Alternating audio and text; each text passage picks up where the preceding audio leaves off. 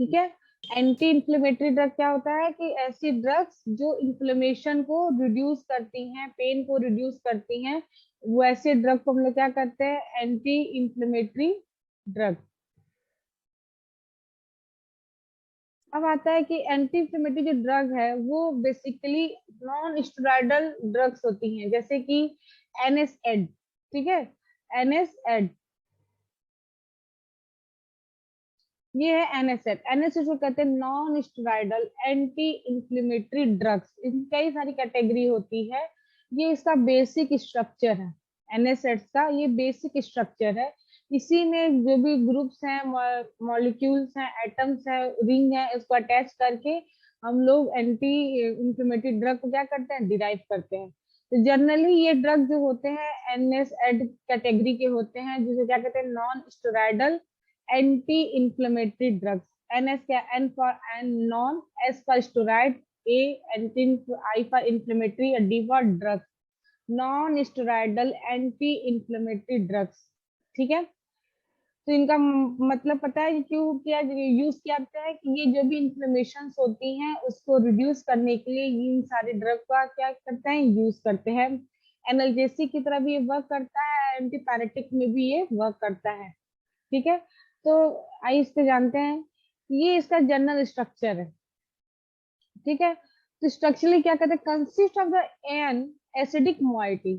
Acidic moiety को क्या करता है, कंसिस्ट करता है, यानी कि कार्बोक्सिलिक एसिड या enols attach to a planar aromatic functionality.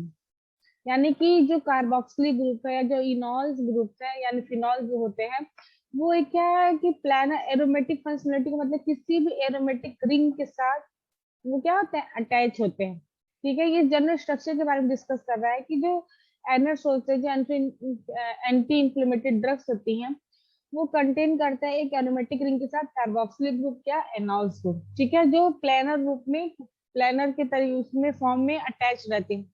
Some analgesic also contain a polar linking group which attach to the planar moiety to an additional lipophilic groups. This can be represented as a follow.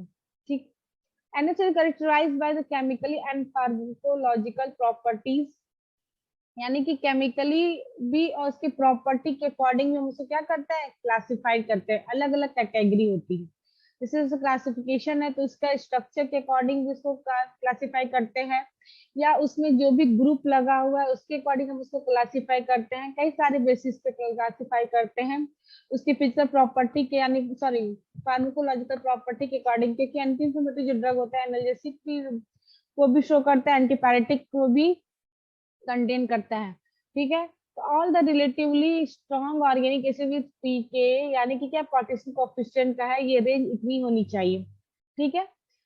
अब this acidic group is essential for the COX inhibitory activity. COX inhibitor का नाम सुना होगा आपने, COX, सेलिकॉक्सिब, ये सब drugs होती हैं। तो कॉक्स इनहिबिटर यानी कि ये उससे रिलेटेड है जिसके वजह से आपका इन्फ्लेमेशन इंड्यूस होता है। तो कॉक्स की वजह से आपका इन्फ्लेमेशन इंड्यूस होता है। और कॉक्स इनहिबिटर का मतलब क्या, कि कॉक्स एक तरह का एंजाइम होता है, साइक्लोऑक्सीजिनेज एंजाइम होता है, जिसकी वजह से इन्फ्लेमेशन हमारे बॉडी में इंड्यूस होता है, यानी कि स्टार्ट होता है। और उसको रिड्यूस करने के लिए हम ऐसे ड्रग का यूज करते हैं जो कि कॉक्स को क्या कर दे, इनहिबिट कर दे, उस एंजाइम को इनहिबिट कर दे, जिसकी वजह से इन्फ्लेमेशन कॉज ना हो। तो उस एंजाइम को इनहिबिट करने के लिए ही इस ड्रग को कहा जाता है कॉक्स इनहिबिटर ड्रग। तो यानी कि जो इसका एसिडिक ग्रुप है वो क्या एसेंशियल है, किसके लिए, कॉक्स इनहिबिटरी एक्टिविटी के लिए। तो ये एक तरह का आपका एसएआर का भी पार्ट हो जाएगा, कि जो इसमें एसिडिक ड्रग है, जो कार्बोक्सिलिक एसिड ड्रग है, वो कॉक्स इनहिबिटर के लिए क्या है, इसेंशियल है। ठीक है। अब नेक्स्ट आता है पॉइंट कि NSAID differ in the their lipophilicity based on the lipophilic character of their aryl group and additional lipophilic moiety and substituent. The acidic group is these compounds serves as a major binding group, ionic binding with the plasma protein. The acidic group also serves as a major site of the metabolism by conjugation. Thus, a major pathway of the clearance of the many NSAID is glucocortication, followed by renal elimination. अब आता है salicylate, structure and chemistry. Salicylate यानी कि यहाँ पे salicylate group को attach किया गया है, ठीक है। जैसे यहाँ पे कार्बोक्सिलिक था, यहाँ पे क्या सैलिसिलेट। तो सैलिसिलेट का यानी कि सैलिसिलिक एसिड से ये रिलेटेड है। तो the salicylate are the derivative of the two hydroxy benzoic acid, salicylic acid. आपके सिलेबस में दिया है सोडियम सैलिसिलेट, ठीक है।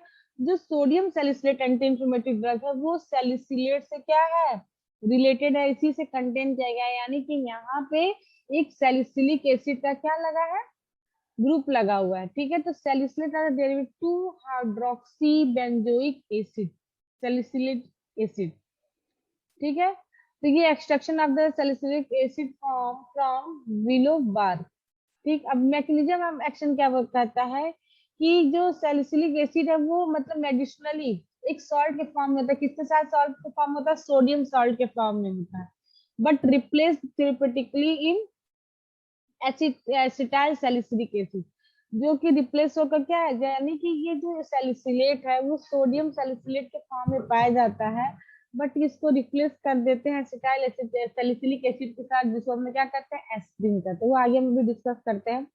मेन मैकेनिज्म ऑफ एक्शन क्या होता है कि सैलिसिलेट है potent anti inflammatory, anti inflammatory के लिए एक्टिविटी के लिए पोटेंट होता है with the mild analgesic and antipyretic activity के साथ, ठीक है। Mild analgesic and antipyretic activity के साथ ये क्या होता है, एंटी इंफ्लेमेटरी एक्टिविटीज के लिए ये पोटेंट होता है, यानी कि एनाल्जेसिक एक्टिविटी भी शो कर रहा है और एंटीपायरेटिक एक्टिविटी को भी शो कर रहा है। This compound mainly COX one selectively, they are bound with higher affinity to COX-2, COX-1 और COX-2, यानी कि दो तरीके के इसमें एग्जाम होते हैं, COX-1 होता है, एक COX-2 होता है। तो ये जो कंपाउंड है मेनली COX-1 के लिए क्या है, सेलेक्टेड है, ठीक है। COX-1 इनहिबिटर के लिए इसके पास हायर एफिनिटी है, ठीक। Their therapeutic of the some of the toxic action of the aspirin can be related to the ability to inhibit COX-1 inhibitor, यानी ये COX-1 जो एंजाइम होता है उसको इनहिबिट करने की एबिलिटी को रखता है, and participate in the trans acylation reaction in vitro.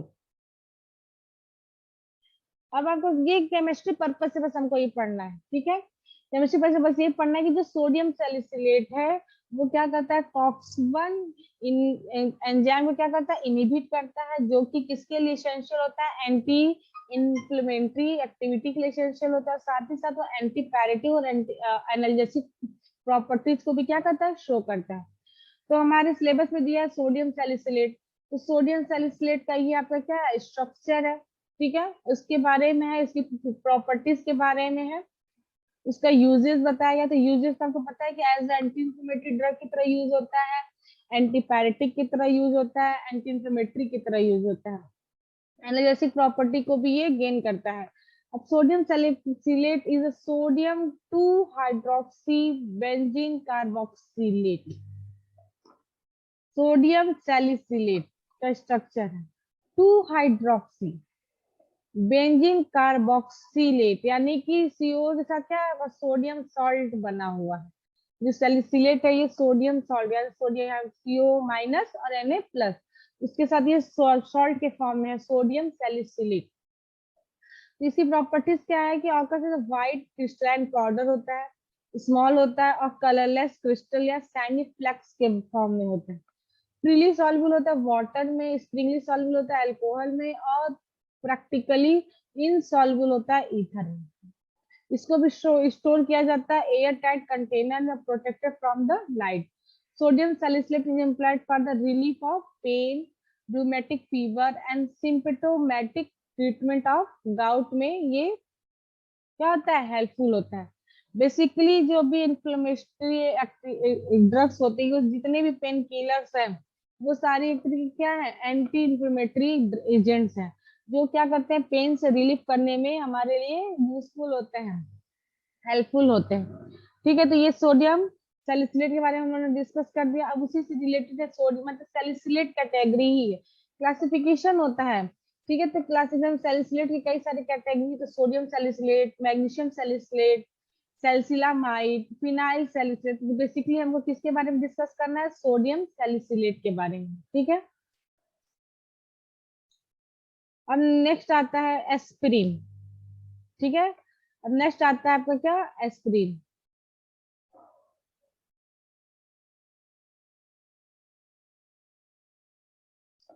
Aspirin क्या होता है, ये भी सैलिसिलेट का ही फॉर्म होता है। तो हम लोग को सोडियम, आपके सिलेबस में सोडियम सैलिसिलेट दिया है और एस्पिरिन। तो एस्पिरिन का क्या दिया है कि एसिटाइल सैलिसिलिक एसिड, जैसे कि इससे पहले हमने पीछे डिस्कस किया था कि जो आपका सैलिसिलेट है वो किससे कन्वर्ट हो जाता है, एसिटाइल एस्टाइलेशन प्रोसेस से, यानी तो एसिटाइल सैलिसिलिक में कन्वर्ट हो जाता है। जो सैलिसिलेट है तो एसिटाइल सैलिसिलिक एसिड में कन्वर्ट हो जाता है, जिसको हम लोग क्या कहते हैं, एस्पिरिन नाम दिए हैं। ठीक है, तो acetyl salicylic acid is an acetyl derivative of salicylic acid. ये क्या होता है, एसिटाइल डेरिवेटिव होता है सैलिसिलिक एसिड का।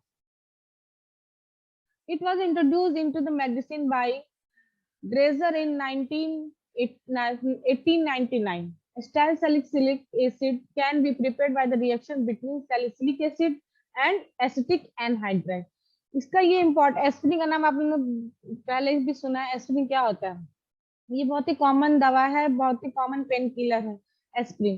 तो इसका हम मेन मतलब केमिकली क्या नाम है, एसिटाइल सैलिसिलिक एसिड नाम है। ठीक है, जो कि कह सकते हैं ये सैलिसिलिक एसिड का एसिटाइल डेरिवेटिव है। इसका देखिए एग्जांपल दिया है सैलिसिलिक एसिड, सॉरी रिएक्शन दिया है, सिंथेसिस कैसे डिराइव करते हैं एस्पिरिन को। तो ये आपका है सैलिसिलिक एसिड, ये आपका है एसिटिक एनहाइड्राइड। अब इन दोनों को जब रिएक्शन कराया गया है तो देखिए क्या क्या बना है, एज इट इज ये सारा चीज सेम है। ठीक है, और यहाँ पे ओ एच, यहाँ पे क्या COCH3, यानी कि एसिटेट फॉर्म क्या है, आकर के अटैच हो गया। एसिटिक एनहाइड्राइड क्या होता है, CH3CO COCH3। ठीक, अब यहाँ पे क्या है कि इसका जो O यानी कि एक एसिटिक एसिड आपका क्या निकल गया है, निकल गया है। CH3COOH आपका रिमूव हो गया, और जो एसिटेट फॉर्म है वो आकर के यहाँ पे अटैच हो गया, यानी कि CH3CO आकर के यहाँ पे अटैच हो गया। बेसिकली हम लोग इसकी सिंथेसिस डिस्कस नहीं करनी है according to the syllabus, but इसकी सिंथेसिस बहुत ही सिंपल सी है। सैलिसिलिक एसिड को एसिटिक एनहाइड्राइड के साथ जब रिएक्ट कराते हैं तो एसिटाइल सैलिसिलिक एसिड बनता है, और साथ ही साथ एसिटिक एसिड क्या होता है, रिमूव होता है। तो ये इसीलिए क्या हुआ, एसिटाइल सैलिसिलिक एसिड, यानी कि एसिटाइल डेरिवेटिव हुआ किसका, सैलिसिलिक एसिड का। इसका जो एसिटेट फॉर्म है उससे आकर के अटैच हो गया, तो यानी ये हो गया acetyl derivative of the salicylic acid. Properties क्या है कि कलरलेस होता है, क्रिस्टल फॉर्म में होता है और पाउडर फॉर्म में होता है। क्रिस्टल या पाउडर फॉर्म में होता है, स्लाइटली सॉल्युबल होता है वाटर में और अल्कोहल में, क्लोरोफॉर्म में, ईथर और ग्लिसरीन में भी सॉल्युबल होता है। स्लाइटली सॉल्युबल वाटर में स्लाइटली सॉल्युबल, तो बाकी अदर्स में अल्कोहल, क्लोरोफॉर्म और ग्लिसरीन में सॉल्युबल होता है। स्टेबल होता है ड्राई एयर में, but in the presence of the moisture. ठीक है, it hydrolysis slowly into the salicylic acid या acetic acid, aspirin या acidic, and produce effervescence with carbonates and bicarbonate। यानी कि जब एस्पिरिन क्या होता है, एसिडिक इन नेचर होता है। ठीक है, ये जब कार्बोनेट्स के साथ या बाइकार्बोनेट से रिएक्ट कराते हैं तो कुछ इफरवेसेंस क्या करता है, ये प्रोड्यूस करता है। इसका यूज क्या होता है, एंटीपायरेटिक होता है, एनाल्जेसिक होता है, एंटी र्यूमेटिक पर्पस के लिए भी इसको क्या करते हैं, वो यूज करते हैं। एस्पिरिन का भी कई सारे डेरिवेटिव हैं, जैसे कि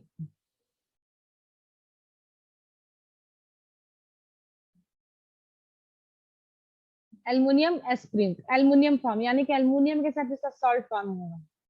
सारी चीज सेम है, एल्युमिनियम के साथ इसका क्या, एक सॉल्ट बन जाएगा एस्पिरिन का। ठीक है, फिर कैल्शियम एसिटाइल सैलिसिलेट, यानी कैल्शियम के साथ यहाँ पे इसका सॉल्ट आएगा, यानी कैल्शियम एस्पिरिन इसको कहेंगे।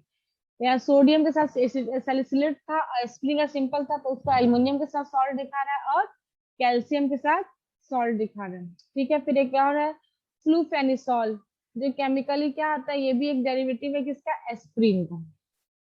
ठीक, प्रोफेंस,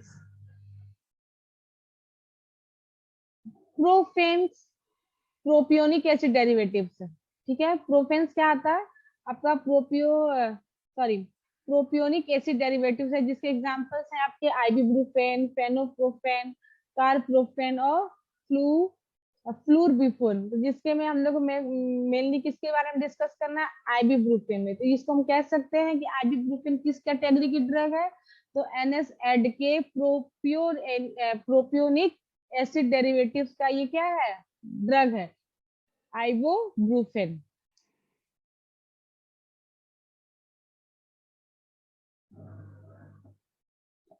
फिर कीटोप्रोफेन, ठीक है, कीटोप्रोफेन, और आपका क्या है, नेप्रोजेन। इस नेप्रोजेन के बारे में डिस्कस करना है और आइबुप्रोफेन के बारे में हमें क्या करना है, डिस्कस करना है। तो नेप्रोजेन भी आपका क्या है, एक तरीके का प्रोपियोनिक एसिड डेरिवेटिव्स है, ठीक है। आइबुप्रोफेन भी उसी से रिलेटेड है। तब आपकी सिंथेसिस से डिस्कस करनी है, ये थोड़ा सा टफ है, हम आपको शॉर्ट में सिंथेसिस के आगे नेक्स्ट क्लास में डिस्कस करेंगे, ठीक है, ब्लैक बोर्ड के थ्रू। दो तीन स्टेप की सिंथेसिस है, तो फिर भी यहाँ पे आप देख लीजिए कि आइबुप्रोफेन का स्ट्रक्चर कैसा होता है, ऐसा होता है, ठीक है। तो यहाँ पे एसिटाइल ग्रुप लगा हुआ है, CH3CHCO, और इसके साथ आपका क्या, 2 मिथाइल ग्रुप अटैच है। तो ये इसका स्ट्रक्चर है। They have been a commercial laboratory publication for the synthesis of the ibuprofen। अब नेक्स्ट है आपका नेप्रोजेन। नेप्रोजेन के बारे में बस हमें क्या पढ़ना, उसका स्ट्रक्चर, क्या यूजेज है, ठीक है, इसके बारे में, प्रॉपर्टीज के बारे में पढ़ना। तो नेप्रोजेन पहले तो आपको पता चल गया कि ये प्रोपियोनिक एसिड डेरिवेटिव्स है, ठीक है।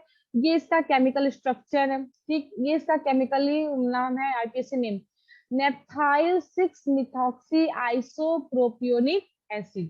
तो प्रोपियोनिक एसिड डेरिवेटिव से रिलेटेड है, तो जाहिर सी बात है कि इसका क्या नाम दिया गया है कि नेप्थाइल 6 मिथॉक्सी, ठीक है, नेप्थाइल रिंग है, दो रिंग जब दूसरे से फ्यूज होते हैं, ठीक है, और 6 मिथॉक्सी नेप्थाइल 6 मिथॉक्सी, ठीक, आइसो फॉर्म में प्रोपियोनिक, यानी कि 3 कार्बन आपके क्या है, आइसो फॉर्म, आइसोप्रोपाइल के फॉर्म में, ठीक है। तो आइसोप्रोपियोनिक यानी कि जो आपका एसिडिक एसिड लगा, COOH लगा, जिसके वजह से क्या, आयोनिक आयोनिक नाम दिया जाता है। तो वैसे के इसका आईपीएसी नाम क्या लिखा गया है कि नेप्थाइल, दोनों रिंग के वजह से नेप्थाइल रिंग है, इसे naphthyl 6 methoxy isopropionic acid. Naproxen is a non steroid anti inflammatory, यानी कि NSAID होता है, ठीक है, non steroid anti inflammatory drug होता है, एंटी रूमेटिक की एजेंट की तरह वर्क करता है, एनाल्जेसिक भी होता है, और एंटी डिसमेनोरियल भी होता है। मेनोरियल का मतलब क्या है, जो मेंस्ट्रुएशन साइकिल के वक्त जो भी पेन क्रिएट होता है उसको रिलीफ करने के लिए इस ड्रग का हम लोग यूज करते हैं, एंड वेस्कुलर हेडेक सेपरेशन में भी ये यूज होता है। इसका मैकेनिज्म ऑफ एक्शन क्या कहता है कि जो नेप्रोजेन का इफेक्टिवनेस है, due to partly to its ability to inhibit cyclooxygenase 1 and 2। जैसे कि सैलिसिलेट क्या था, कॉक्स 1 एंड 2 को क्या करता, रिमूव कर रहा था, 1 को। ये जो है नेप्रोजेन है, वो कॉक्स 1 एंड 2 दोनों को इनहिबिट करने की कैपेसिटी रखता है। उसके पास एबिलिटी है कि साइक्लोऑक्सीजनेज जो एंजाइम है 1 और 2 दोनों को ये इनहिबिट करने की क्या रखता है, कैपेसिटी रखता है। Naproxen such irreversible block the enzyme cyclooxygenase, ठीक है। जो नेप्रोजेन है ये इरिवर्सिबल है, यानी कि फिर वो इनहिबिट करेगा, फिर दोबारा वो क्या है, एंजाइम आपका बनना स्टार्ट हो जाएगा। तो इरिवर्सिबल है, ब्लॉक करता है एंजाइम साइक्लोऑक्सीजनेज, जो प्रोस्टाग्लैंडिन सिंथेसेज जिसे कहते हैं, ठीक है, सिंथेसिस, प्रोस्टाग्लैंडिन सिंथेसिस भी क्या है, आपका एंजाइम है, which catalyze the conversion of the arachidonic acid to endoperoxide compound at appropriate dose. So the drug decreases the formation of prostaglandin.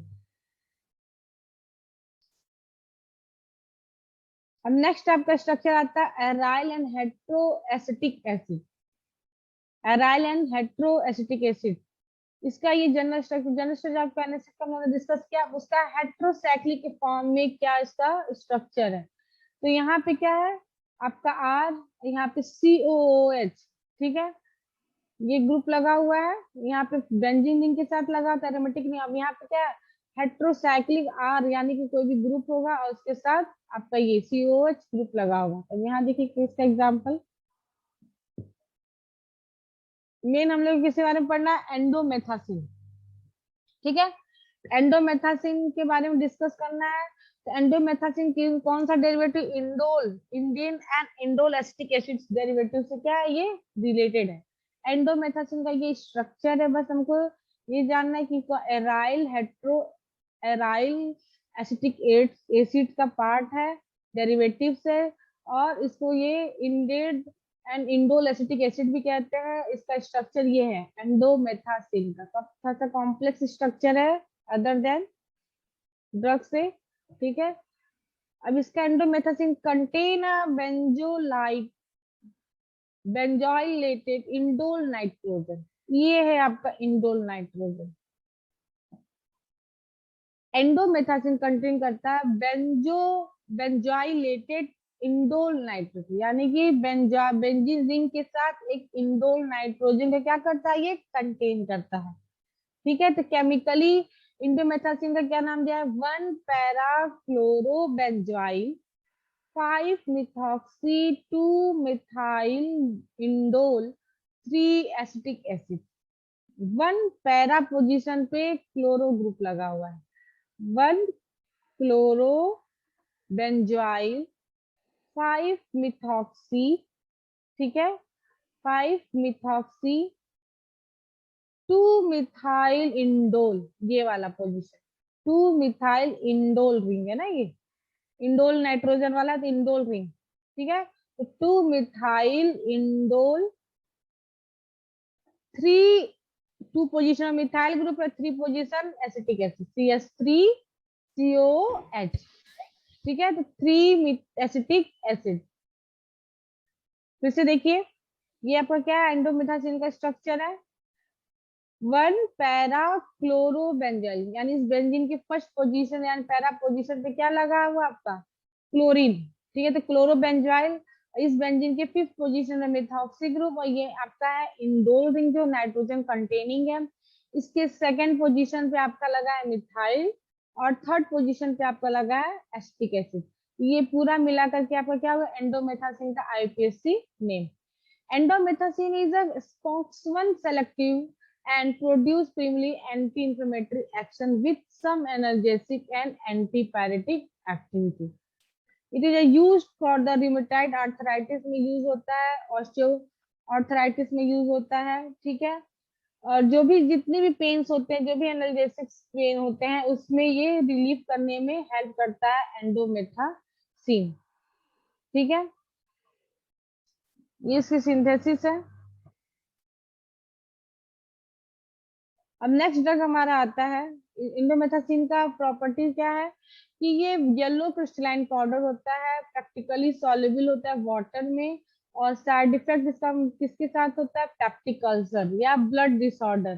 ठीक है, या GIT डिस्टर्बेंस, यानी कि ज्यादा इसका डोज अगर बढ़ जाता है या ज्यादा इस ड्रग को हम लेते हैं तो उससे ये toxic effect, side effect show करता है, पेप्टिक अल्सर और ब्लड डिसऑर्डर या गैस्ट्रोइंटेस्टाइनल डिस्टरबेंस भी कॉज हो सकता है। फिर नेक्स्ट ड्रग हमारा आता है सुलिनडेक, जिसका सिंथेसिस हमको डिस्कस नहीं करना है, बस उसके बारे में जानना है। सुलिनडेक क्या होता है, ये इंडोल नाइट्रोजन, ये भी इंडोल नाइट्रोजन कंटेनिंग ड्रग से क्या डेरिवेटिव से कंटेन करता है, उसी का एलिमेंट है।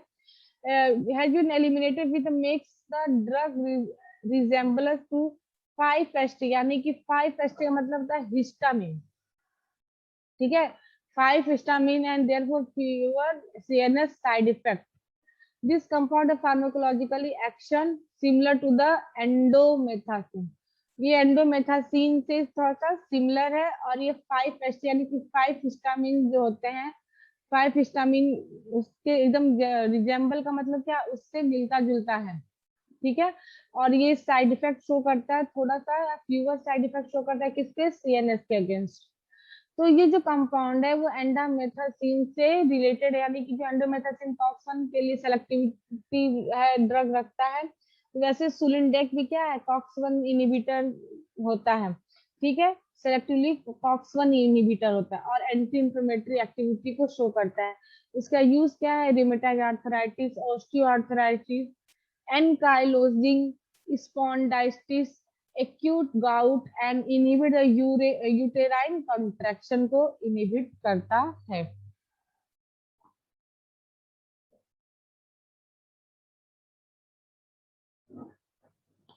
नेक्स्ट स्ट्रक्चर है आपका कीटोरोलैक।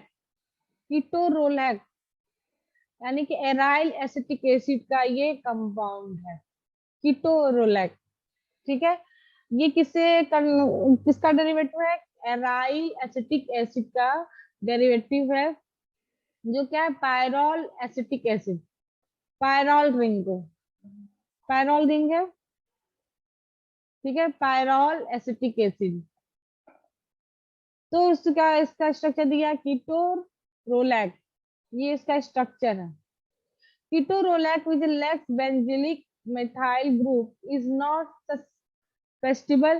susceptible to oxidation and as a result in half life in longer। जो कीटोरोलैक होता है ये क्या है? बेंजिलिक मिथाइल ग्रुप को क्या करता है? लैक करता है। बेंजिलिक मिथाइल ग्रुप को क्या करता है? रिमूव करता है, जो कि ससेप्टेबल नहीं होता है किससे? ऑक्सीडेशन से। as a result in a half life longer. This drug is a unique and that is a formulated for oral and IM administration। यानी कि ये जो कीटोरोलैक ड्रग है इसको फॉर्मुलेट किया गया किस पर्पस के लिए? किसको हम ओरली दे सकते हैं या IM के थ्रू एडमिनिस्ट्रेट कर सकते हैं, जिसके जिसका गुड ओरल एक्टिविटी, इसकी जो एक्टिविटी होगी ओरली ज्यादा इफेक्टिव शो करता है। ठीक है, तो good oral activity with the primarily analgesic activity but also has anti-inflammatory activity and antipyretic action। Analgesic के साथ साथ ये एंटी इंफ्लेमेटरी और एंटीपायरेटिक एक्शन को भी शो करता है।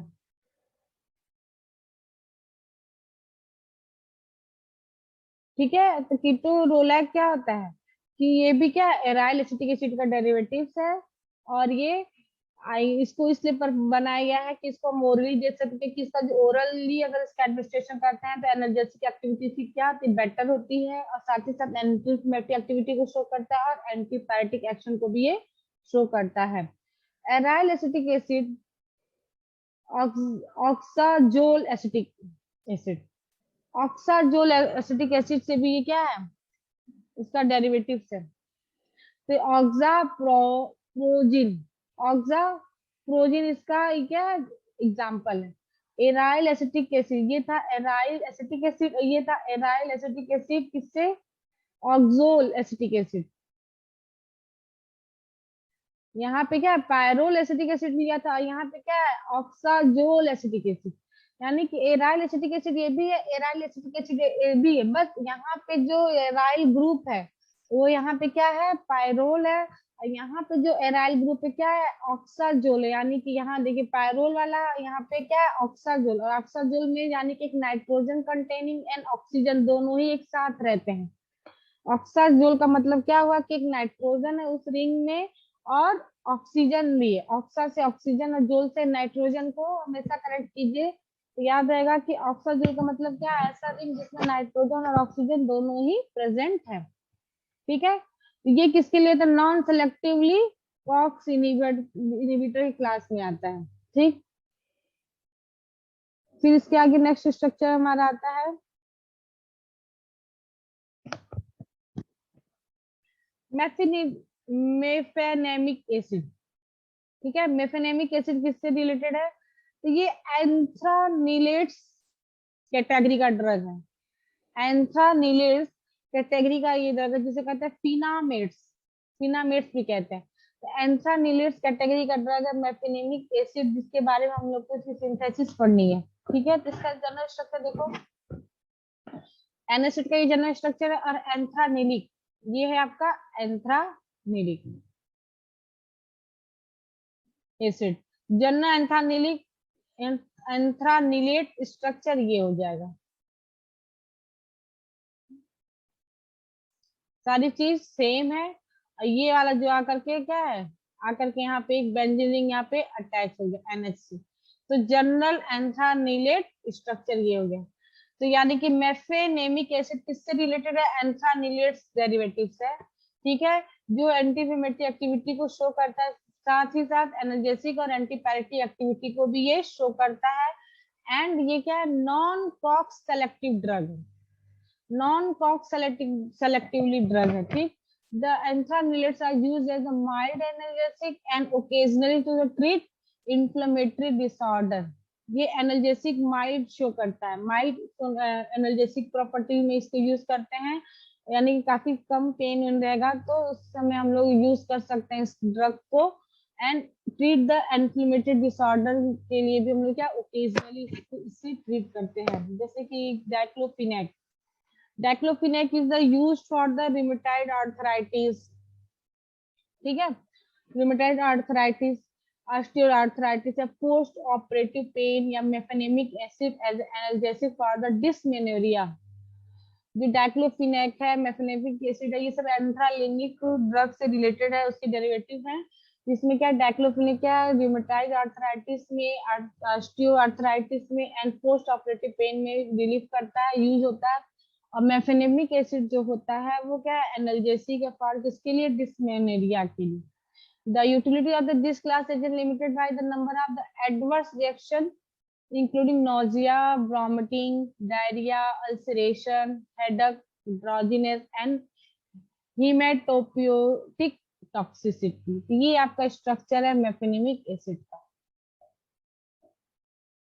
दो बेंजीन रिंग है, एक बेंजीन रिंग से आपका कार्बोक्सिलिक एसिड अटैच है और एक बेंजीन रिंग से दो मिथाइल ग्रुप अटैच है, बीच में दोनों के बीच में कनेक्शन किससे है, आपका अमीन से। ये जो अमीन है कौन सा है, टर्शरी अमीन है कि सेकेंडरी अमीन है, ठीक है। हम कह सकते हैं एक बेंजीन यानी कि जो आपका कार्बोक्सिलिक ग्रुप के साथ है और एक आपका मिथाइल के साथ है, और दोनों एक दूसरे से किससे कंजुगेटेड है, एक सेकेंडरी अमीन से कंजुगेटेड है। इसका ये सिंथेसिस है, सिंथेसिस छोटी सी है, ट्रू क्लोरोबेंजोइक एसिड, टू क्लोरोबेंजोइक एसिड को 2,3 जैलेडिन, ये जैलेडिन रिंग है, यहाँ पे दो मिथाइल ग्रुप लगा हुआ इसलिए क्या नाम, जैलेडिन नाम दिया गया। 2,3 जैलेडिन के साथ रिएक्ट कराया गया है पोटेशियम कार्बोनेट के प्रेजेंस में और रिडक्शन हो रहा है, तो यहाँ पे क्या हुआ है, देखिए दोनों में अटैचमेंट, बस यहाँ पे क्या हो गया है, एक H, यानी रिडक्शन होता है, एक हाइड्रोजन यहाँ से रिप्लेस हो गया है, और ये दोनों एक दूसरे से अटैच होकर क्या बन गया, मेफेनेमिक एसिड। और मेक्लोफेनिक एसिड बनना है तो यहाँ पे क्लोरीन आकर के अटैच हो जाएगा, तो क्या हो जाएगा, मैक्लोफेमेनिक एसिड। ये इसके से यूज होता है treatment of acute and chronic rheumatoid arthritis में इसका यूज होता है।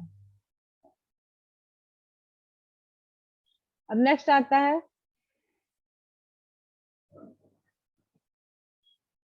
ऑक्सीकेम, पायरोक्सिकेम, ये आपका ड्रग आपके सिलेबस में मेंशन है, पायरोक्सिकेम एंड मेलॉक्सिकेम। तो जो पायरोक्सिकेम है ये कौन से डेरिवेटिव से रिलेटेड है, ऑक्सीकेम यानी कि इनोलिक एसिड कैटेगरी का ड्रग है, ठीक है। ये oxicam are the premier physiological pH पे, ये क्या होता है, फिजियोलॉजिकल जो हमारे बॉडी का फिजियोलॉजिकली पीएच होता है उससे आयनाइज हो जाता है, and acidity is required for the COX inhibitor activity. और जो एसिडिटी होती है यानी कि पीएच वैल्यू जो हो जाती है आपकी फिजियोलॉजिकल पीएच में वो आयनाइज फॉर्म हो जाता है, जब उसका एसिडिटी नेचर में आ जाता है तो वो क्या है, कॉक्स इनहिबिटर एक्टिविटी को वो शो करने लगता है, ठीक है। ये इसका स्ट्रक्चर है। इसका यूज किससे करते हैं, treatment of the rheumatoid arthritis and arthritis में ये यूजफुल है, ठीक है। Higher COX-2 selectivity than the many other NSAID। Meloxicam, ये हमको क्या पढ़ना है, पायरोक्सिकेम। तो पायरोक्सिकेम किससे रिलेटेड है, ऑक्सीकेम डेरिवेटिव से रिलेटेड है। ये COX-2 सेलेक्टिविटी इनहिबिटर के लिए क्या है, पोटेंट है, ठीक है।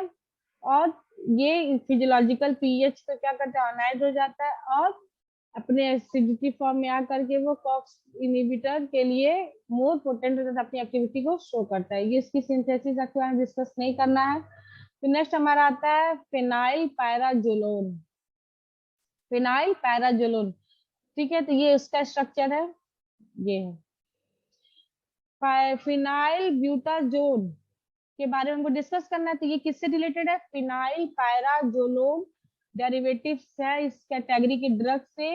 ये क्या है? रिलेटेड है फिनाइल ब्यूटाजोन। ठीक है। इस क्लास में क्या होता है कि ये पायराजोलिडीन डाइओन इसमें स्ट्रक्चर होता है, पायराजोलिडीन डाइओन स्ट्रक्चर होता है। ठीक है। उसी का एग्जाम्पल है फिनाइल ब्यूटाजोन। ठीक है। इसकी सिंथेसिस आपको डिस्कस नहीं करनी है, बस इसके बारे में स्ट्रक्चर दिया है। ठीक। फिर नेक्स्ट ड्रग आता है आपका एंटीपायरिन। ये इसका स्ट्रक्चर है। ठीक है। इसका स्ट्रक्चर है और इसका यूजेज आपको पता है। ऐसी प्रॉपर्टीज क्या हो जाएगी? Colourless, crystalline powder, white powder. ठीक है। Odourless, slightly bitter in taste, soluble किस मतलब वाटर में, अल्कोहल में एंड क्लोरोफॉर्म में सॉल्युबल होता है। Antipyrine has analgesic, anti-inflammatory, antipyretic, ये इसका यूजेस हो जाएगा। ठीक है। एंटी एनाल्जेसिक प्रॉपर्टी शो करता है, एंटीइंफ्लेमेटरी एक्टिविटी शो करता है, एंटीपायरेटिक एक्टिविटी को शो करता है। फिर कलरलेस होता है, क्रिस्टलाइन पाउडर होता है। फिर है अमीन एसिटा अमीन, एंटीपायरिन हो गया, ब्यूटाजोन हो गया। ठीक है। ये अमीनोपायरिन के बारे में है। अमीनो ग्रुप यहाँ पे क्या हो गया? अटैच हो गया। बस सारा सेम स्ट्रक्चर है यहाँ पे, टर्सरी अमीन आकर के क्या अटैच हो गया।